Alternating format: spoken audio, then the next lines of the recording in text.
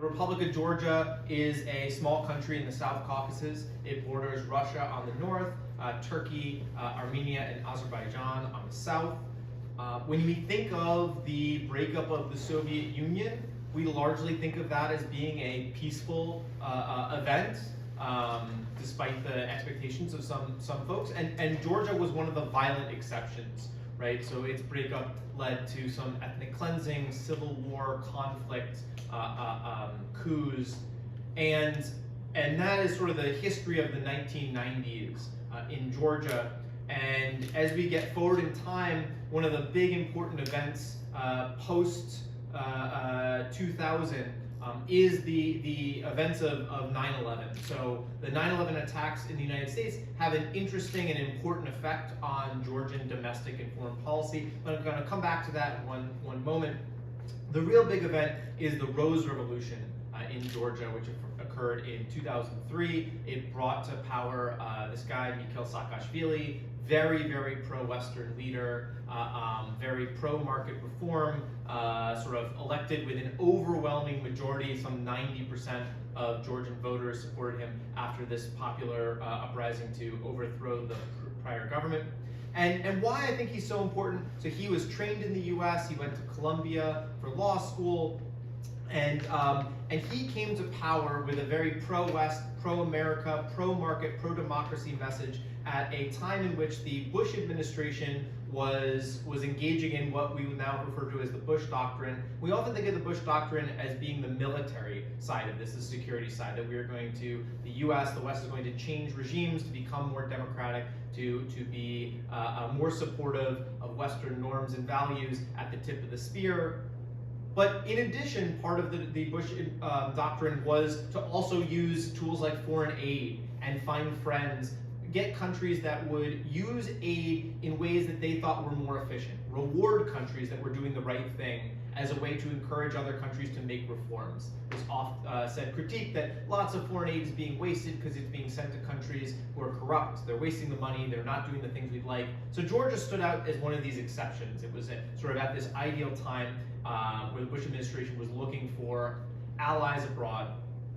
One of the things that Georgia had to deal with was this sort of belligerent neighbor to the north, the Russians. There were some breakaway provinces, 3 of them at the time in Georgia, and they were receiving at least some Russian support. Georgia's military was not very strong. It was built off the old Soviet model and was poorly funded. And so the wars in Iraq and Afghanistan and the US focus on counterterrorism and democracy promotion led to an interesting opportunity for the Georgian government and military. So Georgia would end up sending troops to serve alongside forces in Iraq and Afghanistan. They start doing this in the mid-2000s, and in 2008, Georgia and Russia fight a 5-day war. After the war, roughly 20% of Georgia is occupied by Russian forces. At the time, they're serving alongside NATO forces in Afghanistan, and yet NATO can't do anything to help the Georgians. So there are lots of their best fighters, the Georgians would argue, were busy fighting along the Americans and other Westerners and couldn't get to the conflict in time. There was relatively limited Western support for Georgia during the conflict, and I think this sort of plays to something. When I was, or in the past year when I was teaching at William & Mary, there was an active duty Army officer who had been training alongside a Georgian soldier in the US when the war happened, and that soldier was whisked back to Georgia to help fight the war, and he described like coming into the classroom and being like, well, where did Georgi go? And the answer was Georgi went back to fight this war. And his question was like, okay, well, are we coming with him? Are we going to support him? These Georgians are fighting alongside us. There are essentially our allies, so are we going to go help them in this conflict with Russia? And the answer was, no, we're not. And that clearly sort of meant something to him. And it's something I've seen more systematically, that both Georgian bureaucrats, American bureaucrats, and American military members have talked about this debt that we owe the Georgians for serving alongside American troops, alongside Western troops in both Iraq and Afghanistan. and the sense that maybe we didn't do as much as we could in 2008, and there's something we owe lots of these people who are fighting alongside our forces. So that's the reason why at least some segment of the US population and the US veteran population and active duty military population think we should care about Georgia. And this story that I've heard many times always talked about US service members. It talked about big picture US foreign policy. It talked about Georgian foreign policy, and it talked to Georgian bureaucrats. But it never included discussions with the actual people who, in a sense, as one of our interviewees put it, was paying the blood price, right? Who actually went to fight alongside Americans and other Western countries in Iraq and Afghanistan, who are risking their lives with what seems like a gamble, that they would serve alongside the US, and the US would feel so indebted to them that at some point in the future, when Russia invaded, we would risk our lives to help them back, or at least send support, or do some of the things that we see the West doing in Ukraine today, and we essentially didn't do much of that in 2008. So I wanted to know, what did these people think? What did these soldiers and veterans of the Georgian military, what did they think about their time serving alongside American soldiers, alongside other Western soldiers, and were they skeptical of the West? Was the fact that Georgia had not made it into NATO or the EU, were these signals that they had wasted their efforts there, and had they turned more anti-US, maybe even more pro-Russian after that? So that's enough of a background, sort of setting up the research. And so what I'd like to do now is just talk to my fellow panelists here and ask a couple questions, and maybe they can share a little bit about what we did in Georgia. So I think the first question is, what did you all do to prepare? So all of you went to Georgia, to Tbilisi. What did you do to prepare for this research? I can start. So I'm a Russian post-Soviet studies major, so I had a bit of knowledge about Georgia, but I didn't really know specifics. And I had lived in Georgia as a child right before the war broke out, so I had a very, fundamental understanding of Georgia. But before we went on the trip, there were a lot of readings I had to do, just read about the culture, the people, the politics, just getting a comprehensive background of Georgia and who Georgian people are. I would jump off of Alia's point there that a lot of it was familiarizing myself with the history of the country, as Professor Maliniak put it now in kind of a brief introduction. That was what a lot of the preparation looked like. I'm not a Russian post-Soviet studies major, and delving into that region and I guess getting a better understanding of what happened during the Cold War, but also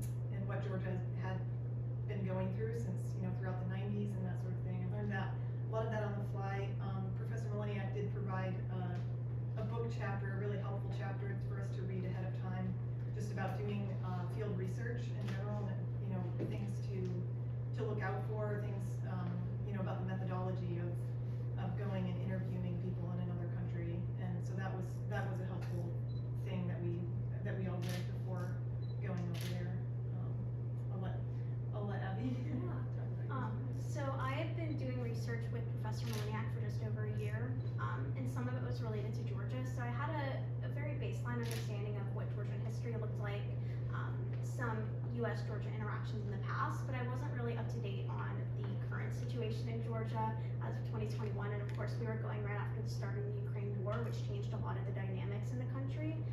So I worked to familiarize myself with how Georgia interacted with other nations in the region, how Georgia interacted with the West, and then how the start of the Ukraine war in earlier that year impacted Georgia's relationship with the West. So one of the things, as we were going over there, I had worked in Georgia, I've been to Georgia many times, but my work did not involve the military in any way, shape, or form.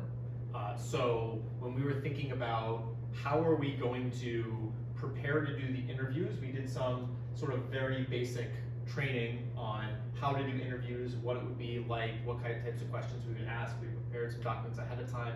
We went through the IRB approval ahead of time. We did the trainings on that front. But when we got there, one of the things that gave me the most anxiety was, how are we gonna find people to interview? Like, who are we gonna talk to? Are we just gonna grab people off the street? Like, we're gonna get lucky and our cab driver was gonna be a veteran? So I'm curious, how did we get interviews? I think the majority of our interviews in the very beginning came from actually our personal connections, as well as some organic connections. Like Professor Maliniak made the joke about the cab driver, but that actually ended up being the case. Is we would be riding around in a car, or we would be going out to dinner, and the person at the table next to us would be a veteran. So a lot of the beginning stages were very much organic connections in country, as well as like Katrina had a few very great personal connections, and Aliia as well. So we kind of leaned into those. And it was very much a snowball effect. I think as soon as we met with the first few people, Georgians are very welcoming and I think very willing to help. So in that sense, they were very willing to go out of their way to help us continue our research in country and continue connecting with people to interview in the future. So we would walk away, from an interview with like 5 or 6 different connections, and then go to those interviews and get like 5 or 6 more from each people. So it definitely expanded very quickly.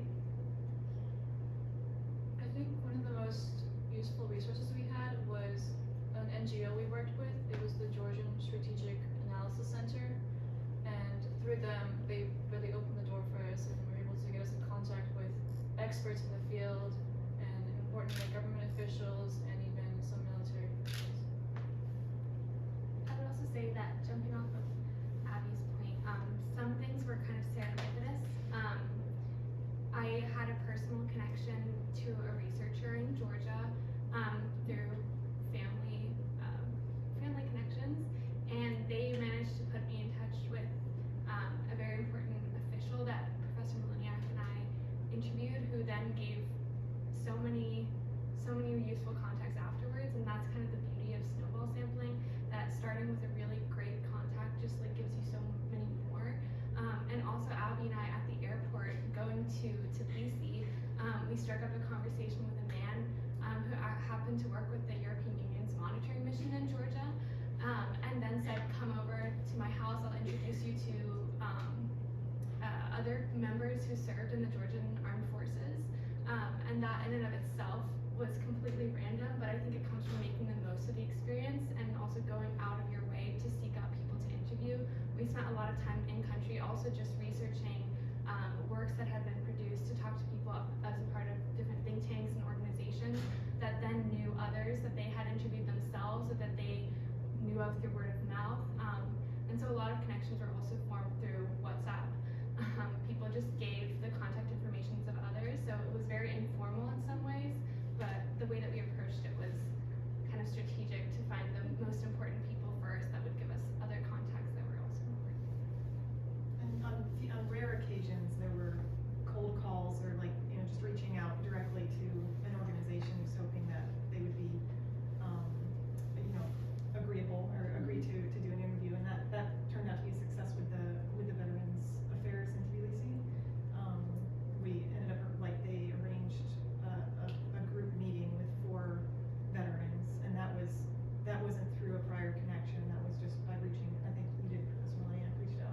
There was a connection there. It was but it was like a long chain. Somebody at the U.S. Embassy said, "I know the name of the person and their email address," but then it was a cold email from there. It's like trying to figure out one of these big bureaucracies. Who do you email to ask? Like at the VA in the U.S., who would you email to ask to interview?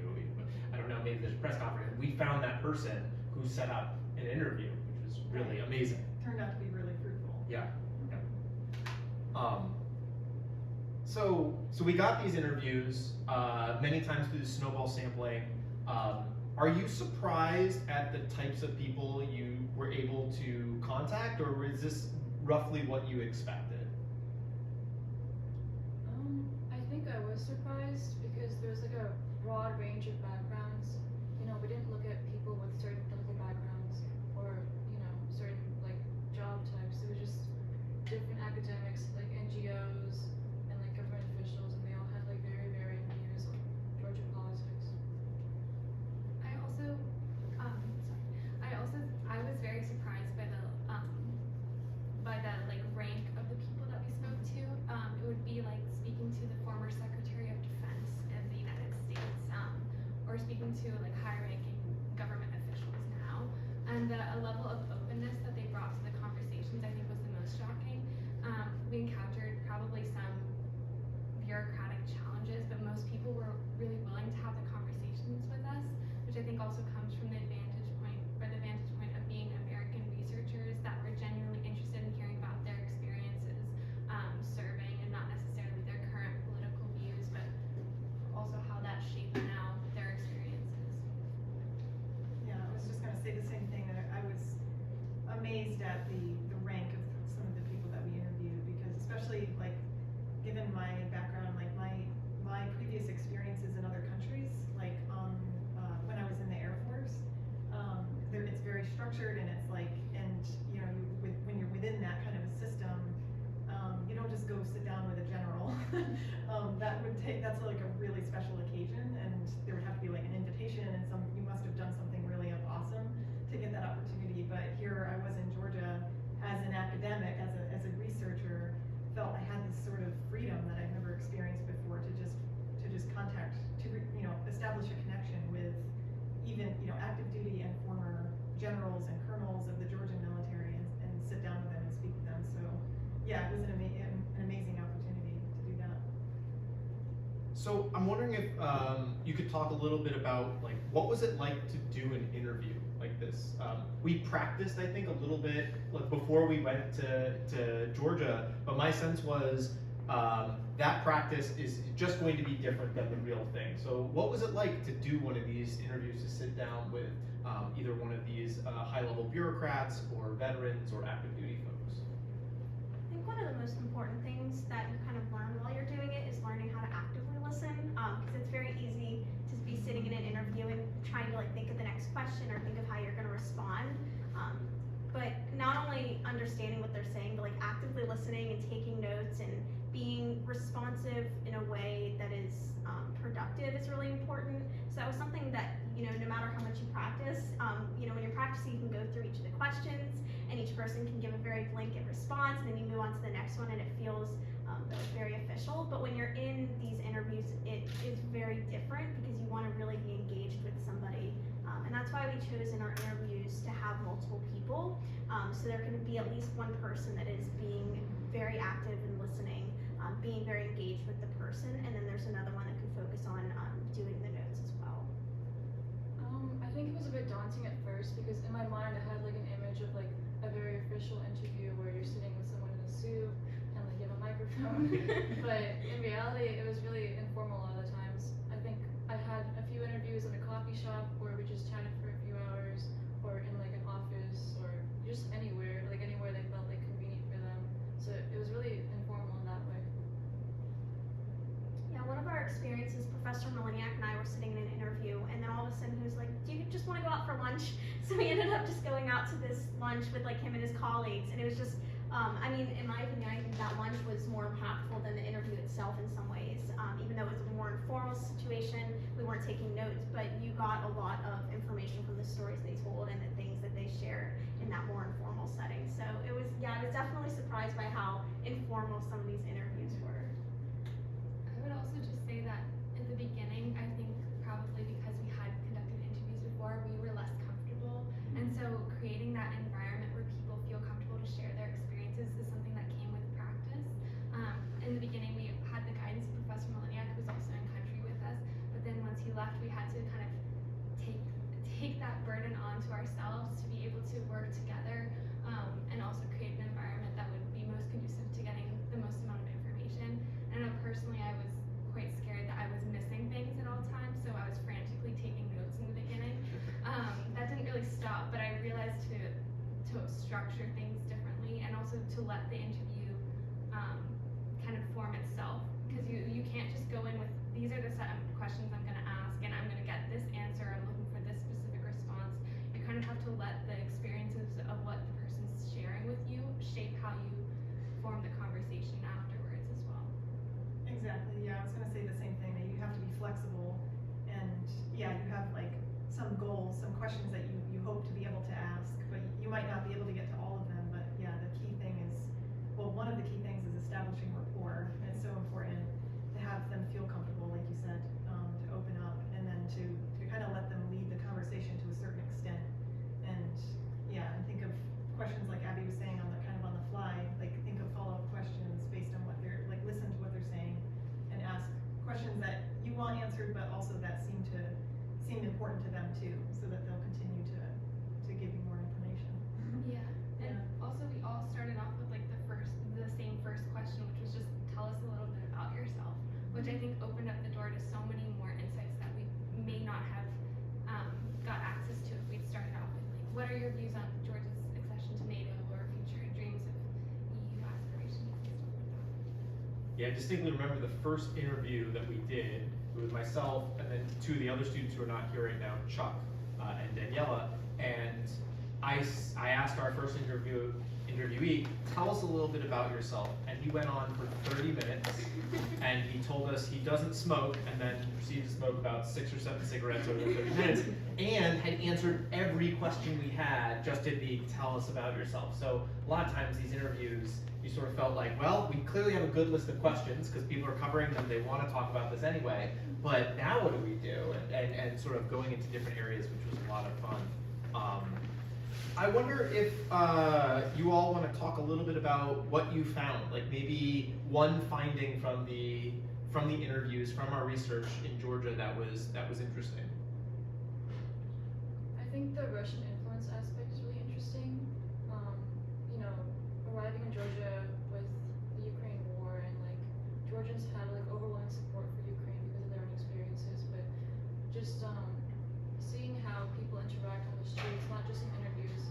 For example, a lot of young people, even though they were raised to speak in Russian, they felt very uncomfortable speaking in Russian, whereas the older generation was okay with it. And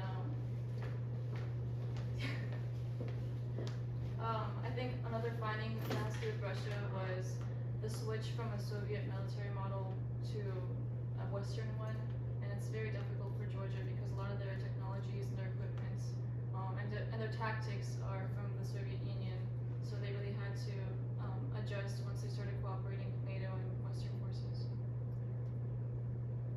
Another finding we came across was trying to understand, as Professor Maliniak mentioned, why did Georgians serve in Iraq and Afghanistan? What was their motivation for being there? Maybe they lacked like a strategic reason to be there. And there were varying answers depending on the interviewee. A few of them include financial motivation. There was some incentive monetarily to be there. Another one includes trying to gain experience when they're in combat, which is something a lot of people in service didn't have a chance to do in Georgia, so it gave them the opportunity to serve alongside U.S. soldiers and gain experience through them. The third one is kind of anchoring themselves into the West as much as they can. So this idea that we see expressed in the U.S.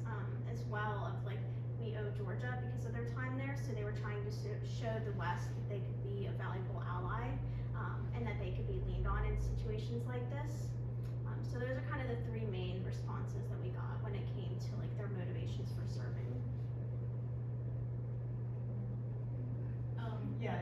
you said it very well, Abby, like kind of summarizing the three main reason takeaways as far as their veterans' personal motivations. And I'll just say, one of the things that struck me was how much the veterans and the active duty soldiers we interviewed, how much they revered the U.S. military, and there was unwavering support for the idea of continued cooperation with the U.S. So despite what happened or didn't happen in 2008, they seemed, just as enthusiastic about continuing that cooperation, and it's probably because of these benefits they still receive, despite Georgia's still not a member of NATO, and that was obviously something that was a motivation going into it. They benefited from those experiences in international missions so much. They're like one former colonel described it as like a night and day difference. If you look at the soldiers who deployed to Afghanistan and those who didn't, it's a night and day difference. What just their professionalism, how they carry themselves, and they know how to operate the equipment. They know about small unit tactics, and they learned so much alongside U.S. troops that, and for them it was such an opportunity to develop and professionalize their military. And so they're continuing to look for opportunities to continue that cooperation. And they're even though we've withdrawn from Afghanistan and that opportunity is no longer there, there's still international exercises that happen annually or biannually, and so they're participating in those, and just looking for any opportunities. So that really struck me how consistent they were with that dedication. Yeah, and going off of that, I think one thing that was very striking as well was that the fact that the U.S. withdrawal from Afghanistan presented kind of a challenge for Georgia, which is something I didn't anticipate before, because it's this loss of like continued cooperation with the West and with the United States, and a chance to kind of prove themselves as an ally that's worthy of joining these security alliances and continuing cooperation. I would also say that one thing is the context of when we were in Georgia also shaped a lot of the findings that we came across, because the war in Ukraine also provided like a context for people's insights into the 2008 war and what could have been done differently and how it would apply now. And they really call for like an integration into the West, like both politically and militarily, which was really interesting to see. I'm just going to add two things that I thought were particularly interesting for the interviews I was able to be a part of, and some of the other interview notes I've read. And the first was the experience, I think, we interviewed some people who clearly are quite familiar with interviews and doing interviews. In fact, some of them got calls to be on TV to do an interview while we were in the midst of our interview. Like, these were people who were professional diplomatic types and could be on camera at any given moment. But we also interviewed some people who are not used to being interviewed, used to being asked questions. And I thought that many of those folks, you could see that that talking to us was often cathartic. They were often happy that somebody cared what they had to say, what their opinion was, and you could almost see like a weight lifted from their shoulders after talking and sort of sharing what they were thinking. Sometimes they would be like, I didn't really think I was going to talk about this or that. Not in a way in which they were concerned about what they said, but more in a like, I didn't know where I was going to go with this, and I'm sort of glad I addressed it, which I thought was really pretty cool. The second point I was going to make was some of the conversations we had with Americans in Georgia, and one theme that came up when we talk about why Georgia's not in NATO was that they lack interoperability, and that this idea that the Georgian and U.S. militaries, like, can they really operate together, and until they get this problem fixed, that's one of the key things before they get in. And it became very clear, both from the Georgian side and the American side, that is completely untrue. Some people questioned what the term interoperability really means, as they were talking about their own units. These were folks who'd served in the U.S. military, being unable to operate together in theaters of combat despite all their training. There were some people who sort of made these other statements about like, well, clearly what we're covering up is a larger political problem, and it's uncomfortable to talk about the politics of Georgia and why that might be the reason why they're not in NATO, and so it's easier to make these claims about the military, which I sort of took away as being, it's important that everyone knows that because we have such support amongst the Georgian military for continued integration, and so it's almost like they need to know that when diplomats on both sides are saying this, they don't really mean it. No one's really blaming the Georgian military for Georgia not getting into NATO. If anything, they're one of the best arguments for why Georgia should get into NATO. It is these other things out there, but they're sort of left unsaid.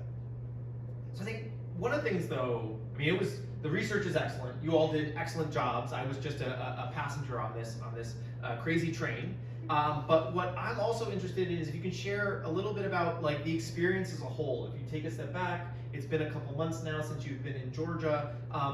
What are the things that you took away, experiences, stories that really stuck with you, that, you know, people who are either thinking about doing research or thinking about the country of Georgia, like what are some things that you might tell them about?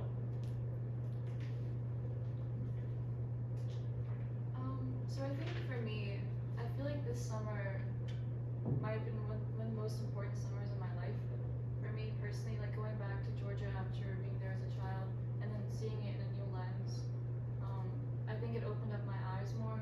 I feel like even though William & Mary offers a lot of courses and like a really great education on like the world, when you're actually there in person and you get to see people, you get to interact with them, it really gives you a new perspective.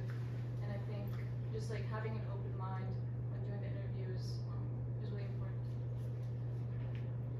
I would also say that a lot of my research experience in the past had been in the abstract, and this was like applying it and going out and seeing the real life application, or not applications, but implications for people, like what policy and politics really means at the human level. You can think of wars in Afghanistan and Iraq in the abstract, or in terms of like the effect that they had on the U.S. in particular, but I never thought of applying that to another country or a country like such as Georgia. And I think this influenced the way that I view research going forward. I would also say that the experiences I had in country were overwhelmingly positive. Everyone was willing to share. Everyone was willing to contribute to the work that we were doing and thought it was important. And I think that just goes to show that if you're doing something that's meaningful, people will want to help you along the way. And yeah, that was really incredible to be a part of. Yeah, I'll just like kind of piggyback off of that. Like I was so moved by the entire experience and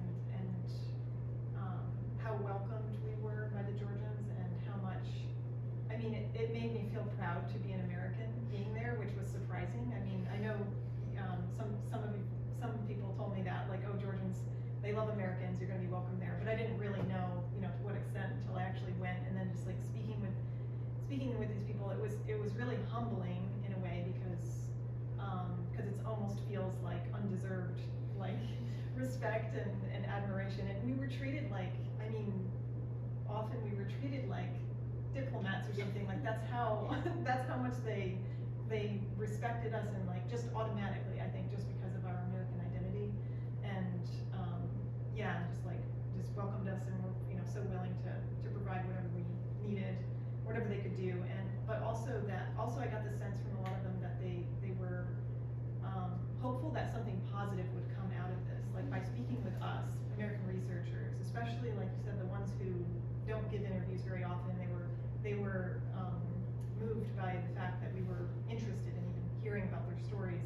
I think they were just so hopeful that, okay, like their voices are being heard and something good is going to come from this, because a lot of them, like the soldiers and the veterans I spoke with, especially the soldiers that are still active duty, they're facing a lot of difficulties in like the Georgian Defense Forces are facing a lot of difficulties, and so I think there was a hope that something might improve for them as a result. And so that, I mean, and that is something that kind of opened up for me as like a side research project that I started looking into while I was there, which is more focused on the Georgian Defense Forces as an institution and what challenges they're facing, the institutional changes they're trying to make, and how that like fits into or affects our cooperation with them, and you know, how U.S.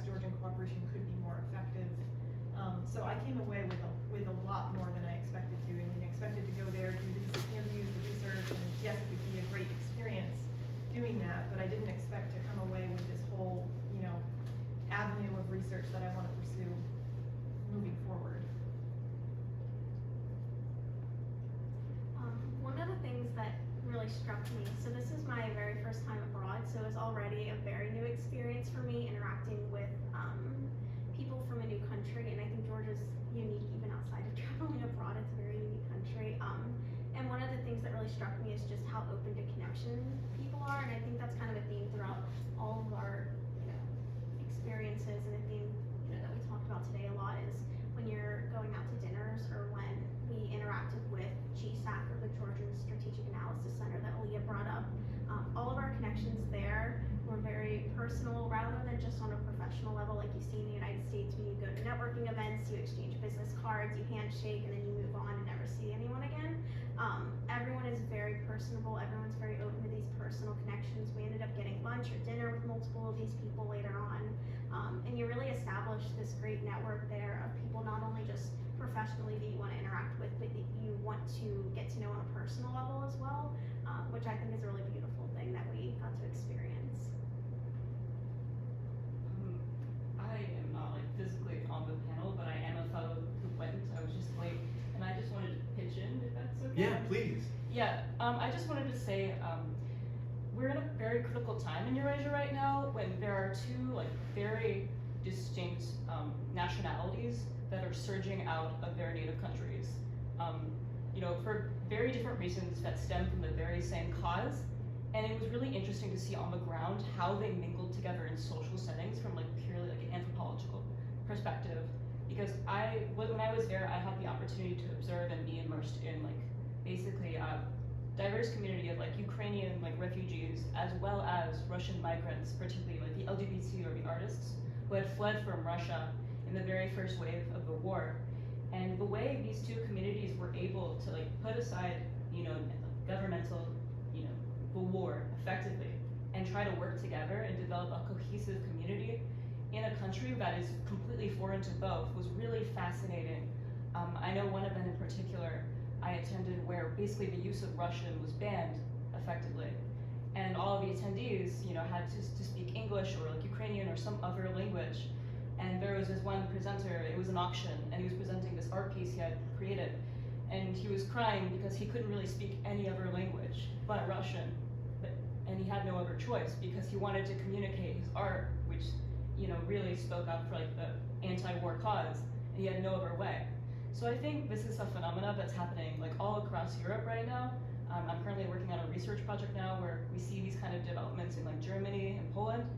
And I think it's a really important thing to keep in mind. You can see this like from an academic lens, but to see it firsthand, it's these social networks of people, Telegram channels, that it's really fascinating. Daniela, thanks for sharing that. Are there other like stories, particular things that really stuck with you while you all were in Georgia? I think for me, we got to know the people that worked at GSAC, and we like developed a very personal relationship with them. And they really put in perspective the 2008 war. A lot of them talked about how they were children during the war and how they experienced trauma, and how this trauma is still affecting them to this day. And one of our friends had said that, back then she used to speak Russian, but after the invasion happened, she didn't want to speak Russian anymore. And that now that the Russian immigrants are coming into Georgia, she's kind of being forced to speak Russian again. It's a bit painful, but also it's the reality of it. I would say one opportunity that I had that I have never thought of in my wildest dreams is I was able to get a tour of the Georgian parliament and see actually like deliberative democracy at work firsthand, which I haven't had the opportunity to do anywhere else. And it was fascinating to witness like a democracy at work, but also it was kind of striking the amount of polarization that was happening in the country, and I was able to see that it was being translated for me, but there was a lot of arguing and yelling in the actual forum where people were speaking and presenting their policies. But I also got insight into the history of Georgia and like their very first constitution.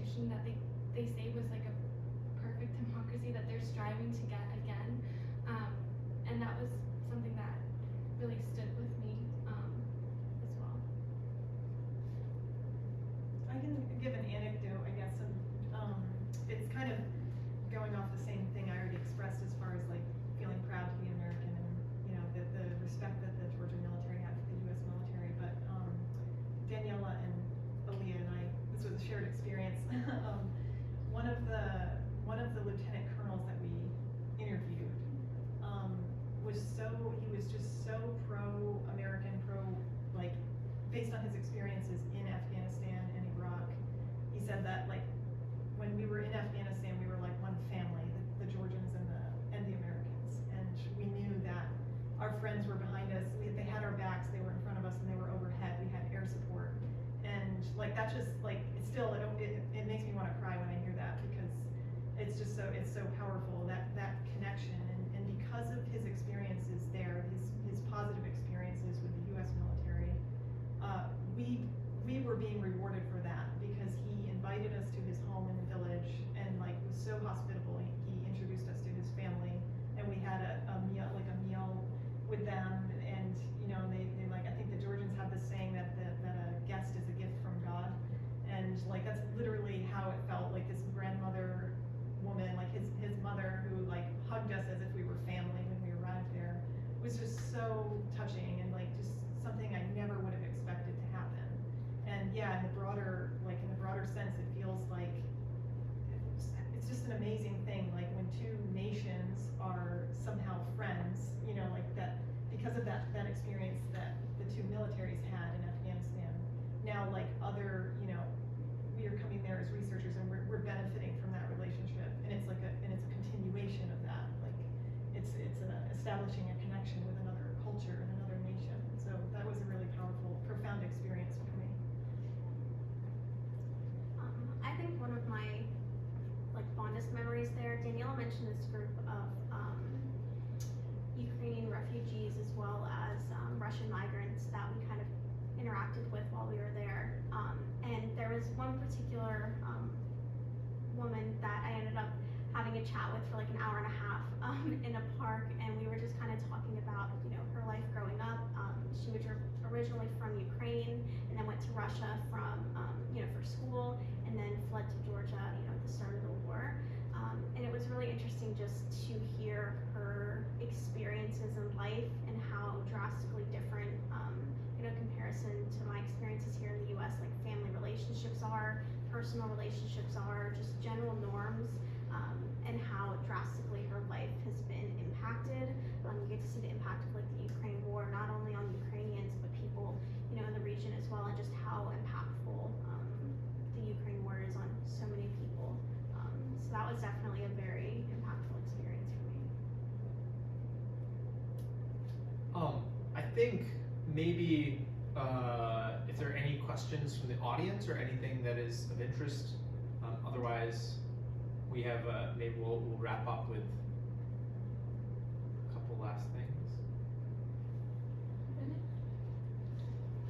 Yeah, so I was very interested in coming because last semester I took a class in Caspian energy geopolitics, and in February wrote sort of a big paper on sort of analyzing Georgia's sort of strategic positioning, and I decided to do that before Russia obviously invaded, and so that instantly became like an incredibly relevant sort of analysis, and my professor at spent most of his time sort of in Georgia and other sort of countries in the region, so he was very familiar with all that, and so I was very interested in that front. And then the second part is the semester prior, I took a class on civil-military relations, and looking at sort of how that has emerged, as a tradition and profession in the U.S., but then also sort of abroad, and sort of the challenges that a lot of militaries sort of experienced with that. And so both of those areas of interest are directly relevant to what you guys have done. So it's very interesting to learn a bit more about that. So it's very interesting. Yeah, thanks. I would say we have now, I think Georgia's always interesting. I think whatever's going on in the world, Georgia has some connection to, but I'm definitely biased. But like you said, there are a lot of things geopolitically, reasons why Georgia is particularly interesting and important. And the energy issue, we have some people up here who have thought about and talked to people about the energy stuff. We've definitely, I think all of us have, but some more than others, talked about the civil-military relations. And one of the things that we looked at before we went was this idea that me, as a naive American, I often, we just had this election, when you see candidates running for office, many of them have military experience. It's one of the first things somebody mentions if they have it in their campaign, right? They're like, I'm a veteran, and I'm a father, and I'm this religion, and I'm a Democrat or a Republican, right? It's like a key identity that says something, and we noticed in Georgia, there's a total lack of, maybe not total, but a large vacuum of folks who have military experience in government. Relatively small number, maybe like 2 I can think of in Parliament who have military experience. Maybe a couple more here and there, but it is something. And when we asked veterans and active duty folks about this, a lot of them were sort of like, I didn't realize that. I never got a response where people were like had a particular reason, but it is interesting. And then there were also obviously some discussions about the civil military implications and are we worried about the military being too strong or not strong enough, and who has say over this? And there was at least one anecdote that somebody told us about the Rose Revolution, and that prior to the Rose Revolution, there had been training of Georgian officers at U.S. military academies. And in fact, I would say many of the Georgians I talked to while I was there who had trained in the U.S. were familiar with Williamsburg, Virginia, because they had been here, and they'd been to Yorktown, and they'd been to, I'm trying to remember where else, was it Monticello, or these other like places that are key in American early democracy in our history. And you're like, why are they bringing Georgian soldiers to Williamsburg, Virginia, other than like, obviously the beautiful stuff here, but it was often part of a story that was being told about what it was like for early U.S. generals like Washington, who served in the military and then served as president and did not stay on as dictator for life, right? Because he knew, as any good general knows, any good soldier knows, that you serve in the military, you serve your country, and then you step back from domestic affairs. It's not your job to run the country afterwards. And it was a not so subtle hint that many Georgians actually took away. And this one person told us that in the 2003 Rose Revolution, there was a point where the government, who was in the process of being overthrown, might have called the military and said, hey, can you send the tanks out onto the streets so we can put down these protests? And those generals parroted back what they learned at the Yorktown battlefield, right? That like, no, the military is for foreign threats, not domestic. We don't do that type of thing here. And that's very powerful. And so when we think about this relationship between U.S. and foreign soldiers and the types of norms that we export, especially on the civil military side, there's at least anecdotal evidence that it could be quite powerful in a way that maybe helps budding democracies stay democratic. Is there any other closing things that you all would like to wrap up with? I think one of the most important things of our research was developing a relationship with GSAC, and we hope to further this relationship, and hopefully in the future, students for next summer can work with them as well. Yeah, I think that's something to emphasize, that we're not done researching Georgia. We are coming back. Maybe not this group exactly, but we'll continue to send William & Mary students back to Georgia as long as they'll let us. So we should probably close with that. And thanks to the Reves Center for their generous support in the research and helping us to send students abroad to have these great experiences.